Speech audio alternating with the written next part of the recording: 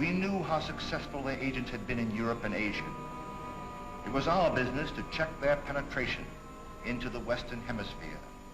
The occupation of South America by fascist forces would have been a grave threat to the security of the United States. The Western Hemisphere, as yet untouched by formal war, was already of an invasion. In this continent, German colonists had settled in Patagonia, and military installations there could close the Strait of Magellan and the Pacific Ocean. Enemy agents were using both coasts of South America as extended listening posts to inform the axis of our shipping in the Atlantic and the Pacific. More than 300,000 Japanese colonists had cut into the jungle a belt of strategic settlements reaching from the Brazilian coast into Peru and Ecuador. A network of German airlines beginning in Argentina had spread as far north as Colombia, and Colombia air bases could dominate the Panama Canal.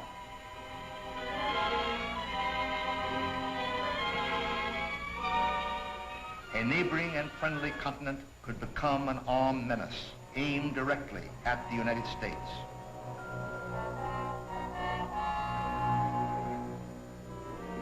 German and Japanese agents had watched South America covetously for years.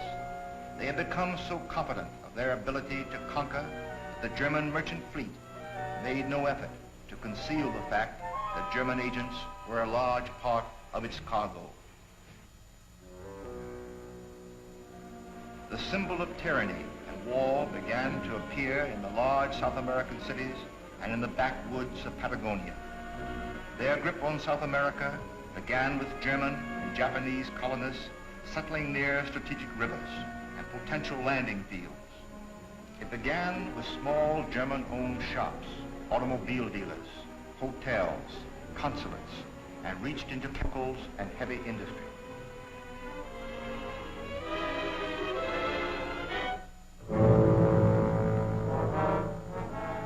Their attempts to poison the thinking of South Americans began with pictures of Hitler in a primitive schoolhouse in the interior and mushroomed into a mass rally.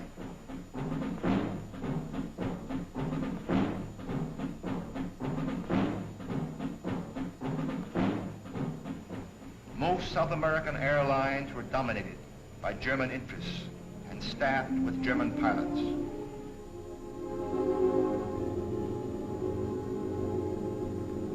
Well-planned industrial accidents slowed up production of material for the United States. Their plan for conquest had advanced until these reports were received by the FBI. Information received from ST-89 that Germany plans direct attack on Panama Canal with German and Jap planes, and also move against ports and oil lines in Colombia. I have received a report from confidential source previously found reliable that Germany will build a fleet of 1,000 cargo submarines to carry expeditionary force and supplies to Colombia and Venezuela.